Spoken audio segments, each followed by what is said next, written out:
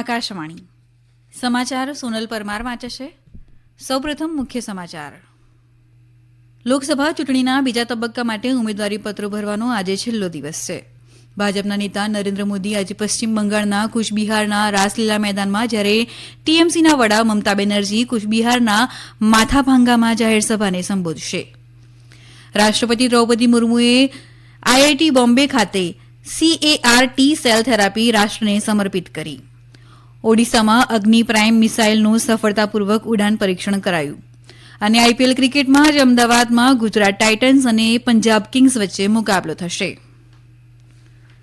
સમાચાર વિગતવાર. લોકસભા ચૂંટણીના બીજા તબક્કા માટે ઉમેદવારીપત્રો ભરવાનો આજે છેલ્લો દિવસ છે. આ તબક્કામાં બાહ્ય મણિપુર લોકસભા મતવિસ્તારની સાથે 12 રાજ્યો અને કેન્દ્રશાસિત પ્રદેશોની 88 લોકસભા બેઠકો પર ચૂંટણી યોજાશે. બાહ્ય મણિપુર મતવિસ્તારના એક ભાગમાં પ્રથમ તબક્કામાં મતદાન થશે.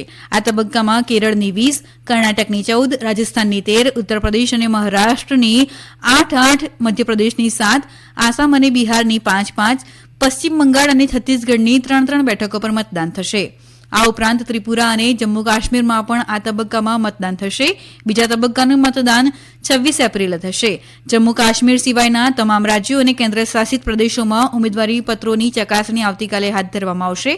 જમ્મુ કાશ્મીરમાં 6 એપ્રિલે ઉમેદવારી પત્રોની ચકાસણી થશે. ચૂંટણી પંચે સોશિયલ મીડિયા પ્લેટફોર્મ વોટ્સએપ પર ફેલાવવામાં આવતા ભ્રામક સંદેશને ખોટો ગણાવ્યો છે. તે સંદેશમાં કહેવામાં આવ્યું છે કે સરકારી કર્મચારીઓ પોસ્ટલ બેલેટ દ્વારા મતદાન કરી શકતા નથી. એક સોશિયલ મીડિયા પોસ્ટમાં કમિશને કહ્યું કે ચૂંટણી ફરજ પર નિયુક્ત લાયક અધિકારીઓ મતદાતા સુવિધા કેન્દ્રમાંથી પોસ્ટલ બેલેટ દ્વારા મતદાન કરી શકે છે.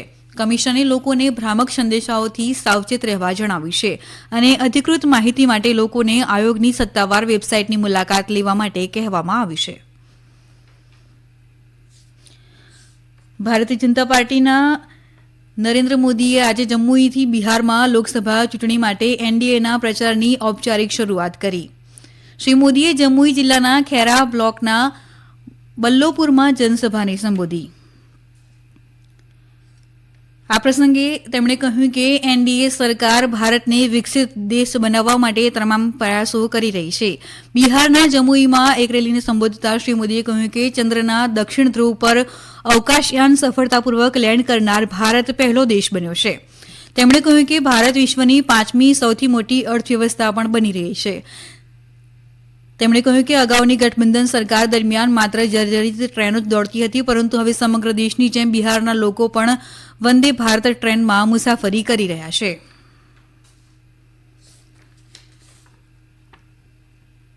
ભાજપના વરિષ્ઠ નેતા નરેન્દ્ર મોદી આજે પશ્ચિમ બંગાળના કુચબિહારના રાસલીલા મેદાનમાં એક જાહેર સભાને સંબોધશે. ભાજપે કુચબિહાર સંસદીય મત વિસ્તારમાંથી નિશિત પ્રમાણિકને મેદાનમાં ઉતાર્યા છે, જે અલીપુર દ્વાર અને જલપાઈગુડીની સાથે 19મી એપ્રિલે મતદાન થશે. તૃણમૂલ કોંગ્રેસના વડા અને મુખ્યમંત્રી મમતા બેનર્જી આજે બપોરે કુચબિહારના માથાભાંગામાં એક જાહેર સભાને સંબોધશે. તૃણમૂલ કોંગ્રેસે કુચબિહાર બેઠક પરથી જગદીશચંદ્ર બર્મા બસુનિયાને મેદાનમાં ઉતાર્યા છે. ભારતીય જનતા પાર્ટીના અધ્યક્ષ જેપી નડ્ડા પાર્ટીના ચૂંટણી પ્રચારને દિશા આપવા અને મતદારોનું સમર્થન મેળવવા માટે આજે ઉત્તરાખંડની 2 દિવસીય મુલાકાતે જઈ રહ્યા છે. તેમના મુલાકાતના પ્રથમ દિવસે શ્રી નડ્ડા અલમોડા બેઠકના પિથોરાગઢ અને ટિહરી બેઠકના વિકાસનગરમાં ભાજપના ઉમેદવારના સમર્થનમાં સભાઓને સંબોધિત કરશે. બીજેપીની યાદી મુજબ જેપી નડ્ડા આજે બપોરે પિથોરાગઢમાં રેલીને સંબોધિત કરશે. આ પછી તેઓ લગભગ 4 વાગે દહેરાદૂનમાં વિકાસનગરમાં બીજી રેલીને સંબોધિત કરશે. ભારતીય જનતા પાર્ટીએ સાંસદ હેમા માલિની પર કથિત રીતે અપમાનજનક ટિપ્પણી કરવા બદલ કોંગ્રેસના નેતા રણદીપ સુરજેવાલાની નિંદા કરી છે. નવી દિલ્હીમાં પત્રકારો સાથે વાત કરતા પાર્ટીના પ્રવક્તા સુધાંશુ ત્રિવેદીએ કહ્યું કે કોંગ્રેસ પાર્ટી દ્વારા ભારતીય રાજનીતિમાં મહિલાઓની ગરિમાનું આ એક નવું સ્તરનું અપમાન છે. આ દરમિયાન કોંગ્રેસના નેતા રણદીપ સુરજેવાલાએ કહ્યું કે તેમનો ઇરાદો હેમા માલિનીને અપમાનિત કરવાનો કે દુઃખી કરવાનો નહોતો. કોંગ્રેસ પ્રવક્તા ગૌરવ વલ્લભ આજે ભાજપમાં જોડાયા છે. તેમણે આજે સવારે કોંગ્રેસ પાર્ટીના તમામ હોદ્દા પરથી રાજીનામું આપી દીધું છે.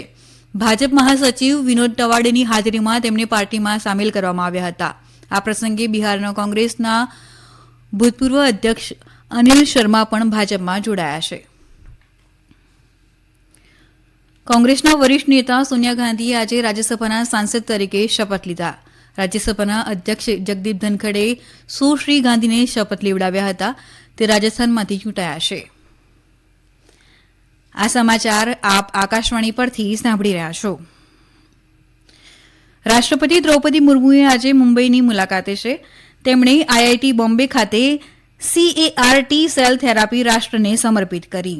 CAR-T સેલ થેરાપી કેન્સરના દર્દીઓની સારવાર માટે વપરાય છે. ભારતમાં IIT Bombay incubated company immuno adoptive cell therapy ImmunoACT દ્વારા વિકસાવવામાં આવી છે.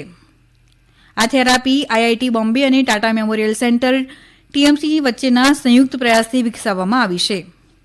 આઈઆઈટી બોમ્બે ખાતે ડિઝાઇન અને વિકસિત આ થેરાપી ઇમ્યુનિએસિટી ખાતે સંકલિત પ્રક્રિયા વિકાસ અને ઉત્પાદનમાંથી પસાર થઈ છે.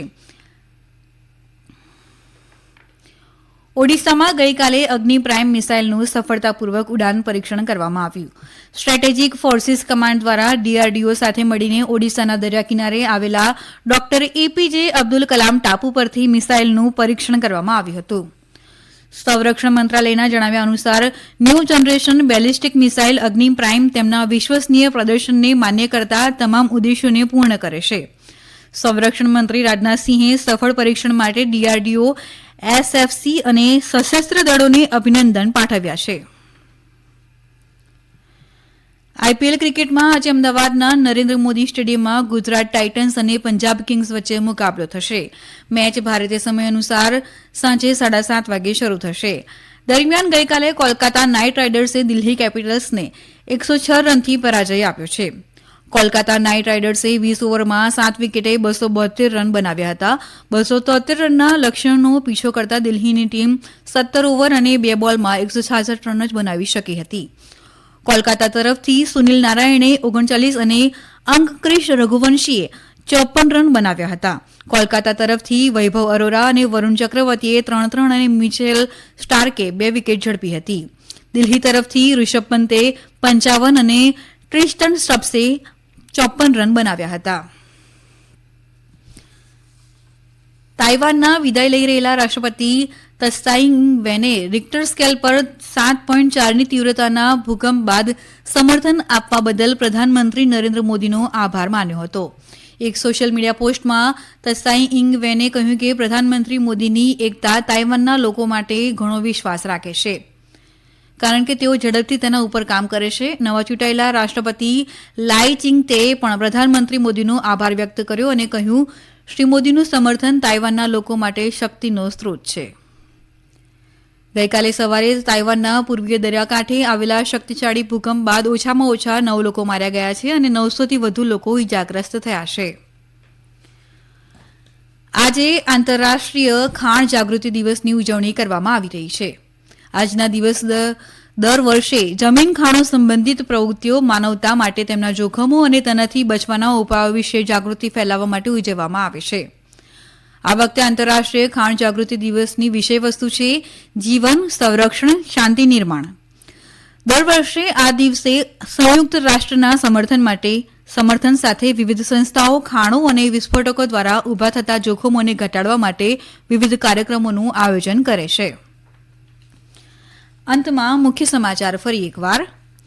લોકસભા ચૂંટણીના બીજા તબક્કા માટે ઉમેદવારીપત્રો ભરવાનો આજે છેલ્લો દિવસ છે.